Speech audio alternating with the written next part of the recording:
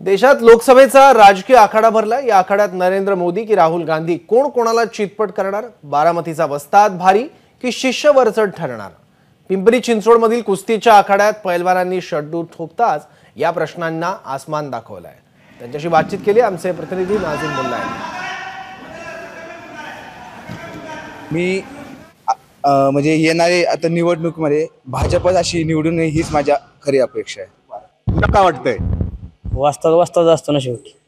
जरी किती जरी डाव शिकवलं, शिष्याला शिकवलं तरी एखादा डाव राखून ठेवलेला असतो। तसंच महाराष्ट्र राजकारणाचं शरद पवारांना विठ्ठल म्हणतात, तर बीजेपीचा देवेंद्र फडणवीस हा मराठा राजकारणाचा चाणक्य असं म्हणलं जातं। त्यामुळे त्यांचे पण डाव पेच बघण्यासारखे असणार आणि त्यांनी दाखवलेलंच आहे आत्ताच्या इकडे किती डाव पेच टाकले, घरं बी फोडली भरपूर जणांची। पवार विरुद्ध पवार यातली कुस्ती कशी बघताय तुम्ही? पवार विरुद्ध पवार यांची काय कुस्ती सांगता येत नाही, कारण दोघांकडे असे डाव आहेत जे कोणालाही चितपट करू शकतात।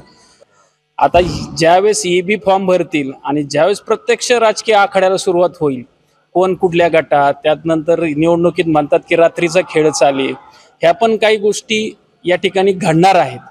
आणि या ठिकाणी मी म्हणेल की वस्ताद हा वस्तादच असतो। आता देशात तुमच्यासाठी हिंद केसरी होते, तर आता देशात नरेंद्र मोदी की राहुल गांधी कोण हिंद केसरी ठरणार? दोघांपैकी 100% नरेंद्र मोदी, 100%। एबीपी माझा, उघडा डोळे बघा नीट।